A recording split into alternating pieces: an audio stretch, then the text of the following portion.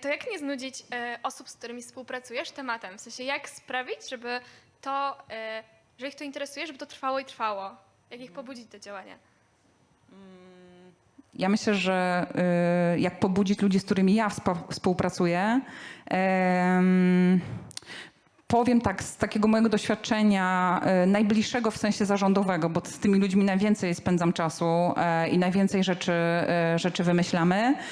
Ja myślę, że oprócz tego, że mamy konkretne funkcje w naszym zespole, to my nie robimy cały czas tego samego. W tym sensie, że oczywiście gdzieś tam każdy z nas ma swoje skille, ktoś jest lepszy w kontakcie z biznesem, ktoś jest lepszy w komunikowaniu, ktoś inny jeszcze w finansach. Natomiast my staramy się tak rozkładać właśnie projekty, różne zadania, którymi się zajmujemy, żeby się właśnie nimi wymieniać. W tym sensie, że może ja nie będę zajmowała się stricte finansami, ale na przykład skoordynuję z moją koleżanką jakiś projekt i generalnie no, jakby ten projekt nas będzie po prostu na nowo inspirował. Tak jest na szybko moja odpowiedź. Tak to robimy po prostu w swoim zespole.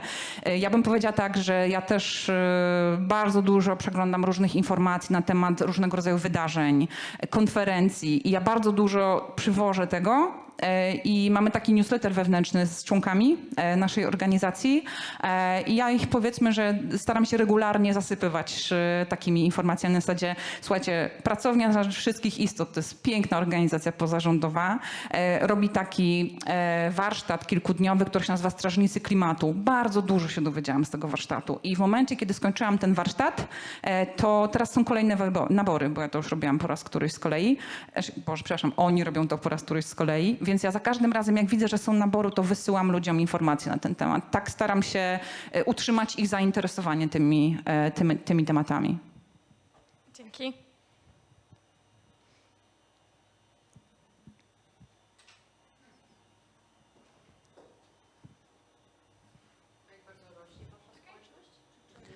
Jak rośnie nasza społeczność?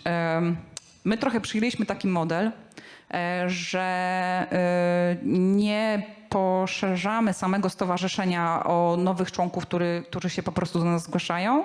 W tym stowarzyszeniu w tym momencie jest 20 parę osób, 24, jeżeli dobrze pamiętam. Natomiast jest ta społeczność naokoło, ponieważ jest sporo grup na Facebooku, na przykład Zero Waste Kraków, Zero Waste Warszawa, Zero Waste Polska, na której jest od kilku do kilkudziesięciu tysięcy ludzi. Z tego co pamiętam, na Zero Waste Polska jest 40 chyba 7 tysięcy ludzi, więc w takiej sferze, która nas otacza, bardziej online'owej, no to tam są, powiedziałabym, że na ten moment, wyliczaliśmy to kiedyś do kupy, ale to było około 200 tysięcy ludzi. Więc ta społeczność przyrasta. Powiedziałabym, nie wiem Kasia, jakie ty masz wrażenia, ale ja mam wrażenie, że taki boom na Zero Waste to już był chwilę temu, nie? Że rzeczywiście parę lat temu widziałam, że co chwilę powstają te nowe grupy i tak dalej, natomiast teraz powiedziałabym, że to jest jakaś taka stała grupa ludzi, którzy wyznaje jakby te wartości i oni tam są i być może jest szansa na to, że wchodzą głębiej w tematy. Tak bym trochę to rozbudowała jeszcze chyba tę wypowiedź. O. Bo też znowu to jest jakieś takie moje wrażenie, że jakby, żeby być zero waste na samym początku jest najłatwiej, bo to są takie proste rzeczy, na których przeczytacie na każdej stronie internetowej, na różnych blogach i tak dalej. Na zasadzie 5 rzeczy zero waste, które możesz zrobić już dziś, żeby się stać. Natomiast rzeczywiście trzeba wykonać dużo pracy, żeby wejść głębiej. I ja myślę, że miałabym nadzieję, że to się dzieje właśnie z tymi ludźmi, tak? Że oni wyszli poza te 5 przykładów i rzeczywiście bardziej czytają, interesują się i no, grzebią głębiej, powiedziałabym. Kasia, jakie ty masz doświadczenia w tym temacie?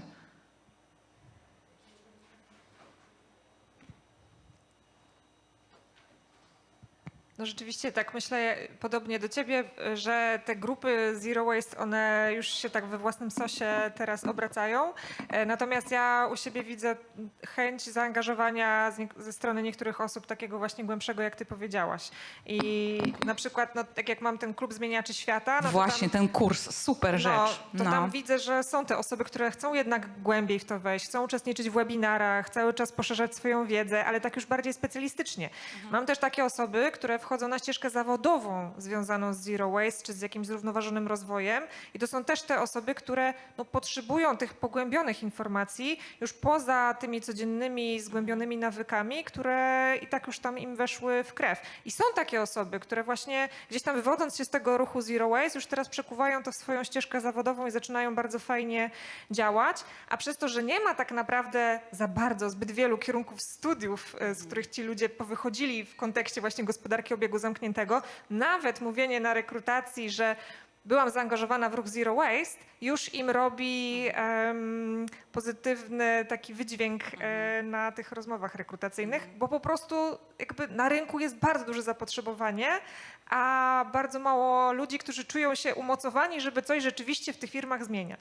Więc moim zdaniem, tak jak wy będziecie tym zainteresowani, będziecie rozwijać te swoje kompetencje teraz, jak jesteście jeszcze na studiach, może już po studiach i będziecie po prostu odważni w tych swoich działaniach, w tych poszukiwaniach wiedzy, to z powodzeniem możecie potem wkraczać właśnie czy na te ścieżki zawodowe, czy samorządowe. Ja mam jeszcze pytanie, ale to już odnośnie samej nawet organizacji grupy.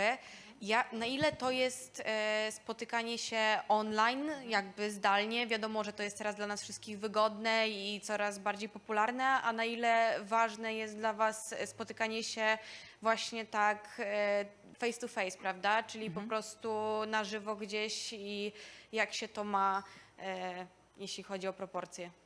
Ja bym powiedziała tak, marzenia, czy też wizja, a rzeczywistość. No to wizja jest taka, znaczy nas dojechała pandemia bardzo mocno, w tym sensie, że w ogóle my dużo prowadziliśmy przed pandemią, kiedy to było, ale okej, to były takie czasy. Bardzo dużo prowadziliśmy warsztatów, często się spotykaliśmy, bo trochę osób było jeszcze w Krakowie więcej, potem się rozjechały, więc często się spotykaliśmy, robiliśmy sobie właśnie jakieś takie meetingi z ludźmi, robiliśmy dużo warsztatów, naprawdę w ogóle spotykaliśmy się dużo z ludźmi. Pandemia nas taka została, że przestaliśmy się spotykać i bardzo mocno nam się rozeszły relacje.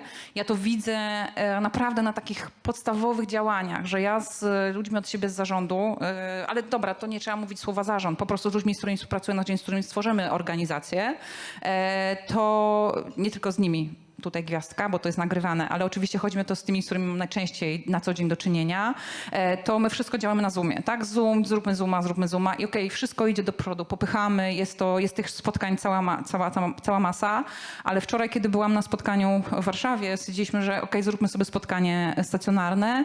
No nie wiem, mnie to tak naładowało, że ja do dzisiaj nie mogę przestać gadać, nie? Więc jakby to mi pokazuje, że ile można zrobić właśnie w momencie, kiedy się spotykamy.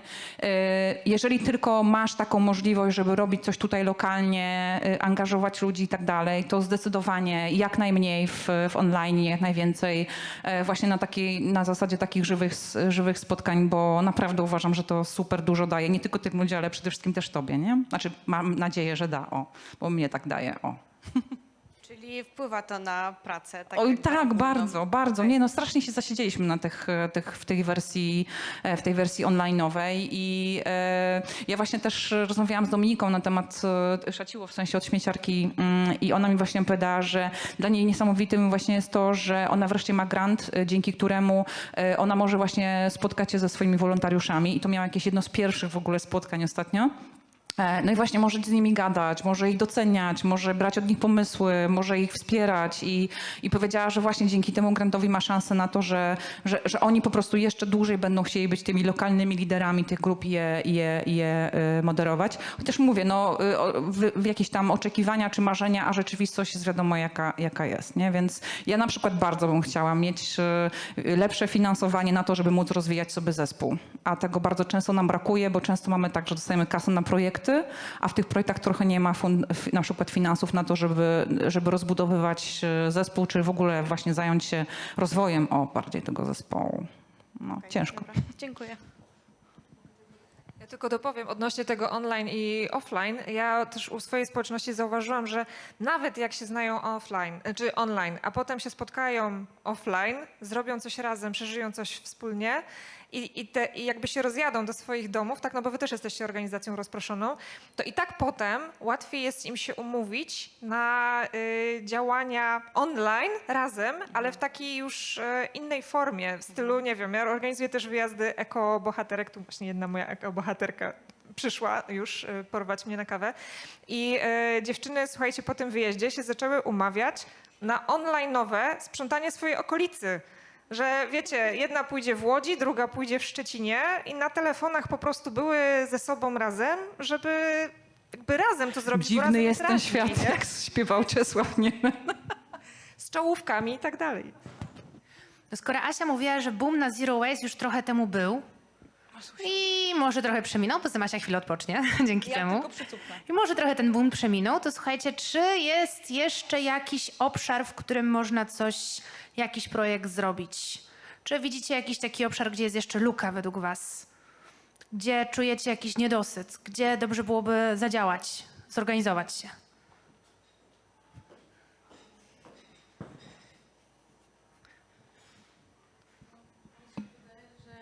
Mimo wszystko mało jest, przynajmniej w Krakowie wcześniej na Dolnych Młynów, gdzieś tam dużo było takich inicjatyw typu ubraniowe słapy, typu właśnie ta lodówka taka współdzielcza i tak dalej. I jakby brakuje mi cały czas chociażby w Krakowie większej ilości takich przestrzeni, to znaczy na przykład do wspólnego dzielenia się chociażby tym jedzeniem, tak, gdzie po różnych eventach zostaje to jedzenie po cateringu, czy też po prostu my jak gotujemy, czy przechodzą święta i tak dalej, prawda? No nie wiem, myślę, że taki student czy ktokolwiek w sumie by z tego skorzystał, prawda? Więc to jest gdzieś taka rzecz, której mi tu mimo wszystko jeszcze brakuje w Krakowie. Mogę? Tak. Jak bardzo w punkt. Bardzo ci dziękuję za ten komentarz. Ja ostatnio trochę czasu spędzam w Warszawie i jak słyszę, są konferencje, tak super, ci ludzie spotykają, ale przychodzą właśnie ludzie od foodsharingu w Warszawie i mówimy tak, no u nas jest 50 lodówek foodsharingowych. Ja tak słucham i tak, w Krakowie jest 8? No właśnie, to są czasami takie rzeczy. Ja bym powiedziała, że dobrze, mimo że trochę tak już jest, o tym zero waste tak dużo się nie mówi, to ja bym powiedziała, że dalej w obszarze zero waste jest bardzo, bardzo dużo do zrobienia. I myślę sobie, że bardzo się z tobą zgadzam, że to jest nie do przyjęcia, że w prawie milionowym mieście jest 8 lodówek foodsharingowych, nie? A jak, ja nie chcę wejść tutaj w fazę krytykowania, bo ja dużo krytykuję w sensie tego, czego się nie robi oczywiście, a powinno, ale rzeczywiście to jest tak, że jak słyszę, że i taki zły odbiór, znaczy w sensie niewłaściwy odbiór lodówek foodsharingowych, bo słyszę na przykład, że gmina stawia lodówkę przy MOPS-ie, nie? Czyli tym takim punkcie dla osób, które wymagają wsparcia i jakby to jest łączenie dwóch rzeczy, które nigdy nie powinny stać koło siebie, czyli lodówka foodsharingowa, do której po prostu przynosisz jedzenie albo bierzesz jedzenie i nie ma to nic wspólnego z twoim statusem, przepraszam, finansowym. Po prostu masz się dzielić jedzeniem, a oni dostawiają przy MOPS-ie, nie? Więc trochę utrwalają taki wizerunek tych lodówek. Jeżeli chodzi o wymianki, słapy, ja akurat mało w takich rzeczach biorę udziału, ale też jakoś tak mam wrażenie, że na tych grupach coraz mniej w ogóle jest takich informacji. Tam zaglądam na grupę krakowską, bo akurat ją moderuję, w sensie dodaję ludzi. I tam w ogóle jakoś też bardzo mało jest takich rzeczy, więc tak chciałam tylko powiedzieć, bo tutaj padło wcześniej pytanie o finansowanie różnych rzeczy, to właśnie ja wiem, że czasami granty, takie rzeczy, to jest ciężko, ale jest coś takiego jak Fundusz Inicjatyw Obywatelskich. My na przykład kiedyś, pamiętam, że było strasznie dużo papierologii, więc koleżanka myślałam, że mnie zabije, że w ogóle wystąpiliśmy po ten grant, ale pamiętam, że dostaliśmy 5000 złotych na to, żeby zrobić sobie jako organizacja różnego rodzaju warsztaty. I naprawdę powiem, że bardzo z tego skorzystaliśmy, nie? Więc czasami rzeczywiście to są takie rzeczy, które są na wyciągnięcie ręki, żeby je zrobić, nie? Czy właśnie jakieś warsztaty dla swojej społeczności, czy jakieś właśnie pociągnięcie jakichś takich inicjatyw związanych chociażby właśnie z niemarnowaniem jedzenia, czy chociażby coś takiego jak kawiarenka naprawcza. My akurat mam koleżankę właśnie w stowarzyszeniu, która jest największą fanką kawiarenek naprawczych na świecie i rzeczywiście staramy się tych kawiarenek jak najwięcej robić. Czasami zachęcamy po prostu społeczności, jak na przykład kiedyś rozmawiałam z takim kołem gospodyń wiejskich. Oni za bardzo nie mieli kasy, żeby zapłacić ludziom, no ale okazało się, że w tej społeczności są osoby, które potrafią naprawiać i przyszły i ponaprawiały, tak? To nie była jakaś wielka gmina. Okazało się, że po prostu postanowili się zebrać i zrobić taką kawiarenkę i to, co jest tutaj ważne, naprawa rzeczywiście wyszło na światło dzienne i to była super zabawa, super inicjatywa dla nich. Ja też tak o spotkaniach może jeszcze. Ja pamiętam, że no, pandemia wykończyła dużo rzeczy, ale pamiętam, że kiedyś w Krakowie był taki projekt, przepraszam, wyleciała mi nazwa z głowy, o sąsiadach. To był projekt sąsiedzki, gdzie właśnie dostawało się z BIS-u chyba tutaj w Krakowie, dostawało się takie drobne kwoty na zorganizację. Dzień sąsiada. O. I słuchajcie, ja pierwszy raz w życiu wtedy zobaczyłam swoich sąsiadów, a mieszkam na osiedlu 10 lat. Bo wszyscy wyszli na ulicę i staliśmy, różne rzeczy były w kieliszkach, ale generalnie chodzi o to, że ja wtedy naprawdę pierwszy raz zobaczyłam ludzi, którzy koło mnie mieszkają. Ale jeszcze chciałam właśnie wrócić do tego tematu kawiarenek naprawczych. Czy w Krakowie mamy takie jakieś? Nie. No I właśnie. ostatnio rozmawiałam z koleżanką, która pracuje właśnie na poziomie Komisji Europejskiej. Ona zrobiła post o tym, że są kawiarenki, fajne inicjatywy i zaczęłyśmy grzebać, bo w ogóle wiem, że jest taka jedna organizacja. Nazwy nie wypowiem, bo oni tak nie do końca Zero Waste są. Natomiast oni na przykład dają takie granty po 5000 zł na zrobienie, nie wiem czy dalej dawali, gdzie po prostu dawali kasę na zrobienie kawiarenki. Więc z tego, co wygrzebałyśmy, to znalazłam, że chyba gdzieś w Warszawie albo pod Warszawą jest takie miejsce, gdzie one się jakoś tam odbywają. Natomiast nie ma czegoś takiego, żeby kawiarenki były czymś stałym. Przynajmniej ja nie namierzyłam. A inna sprawa jest taka, że jest coś takiego jak PSZOK, czyli punkt selektywnej zbiórki odpadów. Nie wiem, czy byliście kiedyś w Krakowie w Lausowni. Piękna przestrzeń. I tam do PSZOK-u takiego powinna być domontowana opcja naprawy rzeczy. Niestety w Krakowie tego nie ma. Mam nadzieję, że się pojawi. Ale to byłaby trochę, może nie taka kawiarenka naprawcza, ale tak naprawdę byłaby miejsce, gdzie możesz przyjść i sobie coś naprawić, nie? Albo zostawić właśnie do renowacji, coś, co tutaj się nawet w sumie dzieje. Ale też w ogóle zauważam, chociażby jak byłam w Holandii, mój znajomy był na Erasmusie, że tam były przestrzenie w mieście takie jakby robocze, gdzie były różne właśnie urządzenia, wiertarki i tak dalej. Można było sobie dokupić na przykład materiał, jeśli chciało się coś tam wytworzyć, pomajsterkować, ale ogólnie to była przestrzeń ogólnodostępna dla mieszkańców, gdzieś tam zlokalizowana na uniwersytecie chyba, ale jakby każdy mógł z tego dowolnie korzystać, też drukarki 3D, w ogóle no mnóstwo takich rzeczy. Ale myślę, że chyba są w Krakowie jakieś takie przestrzenie makerspace'y. Jest Fab Lab na Fab Lab, Królewskiej. dokładnie. To jest małopolskie, pod Małopolską, że tak powiem, pod województwem. Robią różne warsztaty, ale nie wiem, czy teraz są odpłatne, czy nie. Na pewno mają tam drukarki 3D i inne rzeczy. Natomiast to, co mówiłaś, te punkty, gdzie można sobie przyjść i coś samemu zrobić, była jakaś wytwórnia.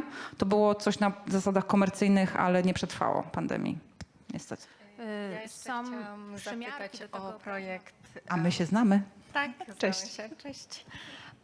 Chciałam zapytać właśnie o ten projekt z mapą związany i w ogóle właśnie jak od pomysłu powiedzmy wdrożyliście go, bo mnie bardzo interesuje. Okej, nie mam zdjęcia tutaj, ale to właśnie tak opowiadałam wam o tym, że tak pilotażowo podczas tego klimatonu w 2019 roku wymyśliłam projekt Blisko, czyli tych właśnie takich tablic, gdzie miało być tak, że w każdej dzielnicy są takie tablice, czyli właśnie podchodzę i patrzę, co w odległości 15 minut na piechotę jest takiego fajnego zero waste'owego, nie? Czyli właśnie tak jak mówiłam, krawcowa, tam jakiś serwis naprawczy, ta kawa do własnego kubka.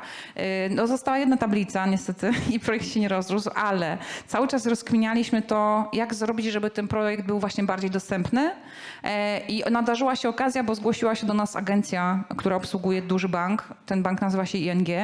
I oni chcieli zrobić coś w duchu Zero Waste, ale nie wiedzieli co. I my im powiedzieliśmy, no to zróbmy tą mapę tylko w online. No i rzeczywiście trochę czasu zajęło nam zrobienie tej mapy. W tym momencie mamy ponad 4000 punktów w Polsce. I to jest taki projekt, na który powiedziałabym, że teraz, bo rozmawiałeś, ja pamiętam, gdzie się spotkałyśmy na OpenICE, więc rozmawiałyśmy wtedy o tym, że właśnie jeszcze jest wsparcie ze strony banku, ale teraz ma się to zmienić, więc znaczy nie wiem, jak będzie od kwietnia tego roku, czy dalej bank będzie wspierał jakby to finansowo rozwój tej mapy, bo wspiera po prostu moderację, tak żeby można było dodawać do tej mapy Zero Waste właśnie różnego rodzaju punkty, które w tym duchu działają. Ale to, jak ja bym chciała ten punkt rozwinąć, to rzeczywiście pozyskać na niego jakieś stałe finansowanie, stały grant, tak żeby rzeczywiście można było bardziej dotrzeć do mniejszych gmin, bo nie w każdej gminie wiadomo jest sklep Zero Waste i tak dalej, ale w większości gmin właśnie mamy takie usługi, które w tym duchu duchu Zero czy Less Waste właśnie działają. Więc teraz jest taki trochę moment, powiedziałabym, przełomowy dla nas, bo zobaczymy, co wyjdzie właśnie z tej współpracy takiej komercyjnej. No i przyszłościowo, no bo to wiecie, 4000 punktów, jak sobie o tym mówię, to wydaje mi się z jednej strony, że to jest super. Jak sobie pomyślę, ile takich punktów jest w całej Polsce, to myślę sobie, że mamy jeszcze w cholerę do zrobienia, nie? Więc no, to jest jakby praca w organizacji pozarządowej. Taka orka, ale czasem coś z tego wyrośnie, nie? Więc mam nadzieję, że z tego też. I jeszcze chciałam zapytać, czy dużo dodajecie punktów właśnie na przykład w Krakowie, czy dużo przybywa nowych takich punktów zero waste'owych, czy to raczej jest... Nie czuję się przygotowana odnośnie Krakowa, natomiast my przyjęliśmy ostatnio, to było tak, że w skali miesiąca przybywa tych punktów w całej Polsce kilkadziesiąt, bo ja dostaję taki raport od Sylwii, która moderuje, te grupy, więc tam jest kilkadziesiąt punktów, natomiast ostatnio mieliśmy bardziej takie działania czyszczące, w sensie takie trochę postpandemiczne, jeżeli można powiedzieć, że już jesteśmy postpandemiczni, właśnie polegające na tym, że sporo też punktów się zamknęło i trzeba było je po prostu pousuwać z mapy, więc średnio kilkadziesiąt punktów miesięcznie dla samego Krakowa nie potrafię ci powiedzieć. Ja was zachęcam do dodawania punktów do tej mapy, bo to jest tak, że nie tylko można sobie wejść na tą stronę i sprawdzić, co jest w naszej okolicy, ale też samemu, jeżeli znamy kogoś, kto robi fajne rzeczy, po prostu można do tej mapy dodać.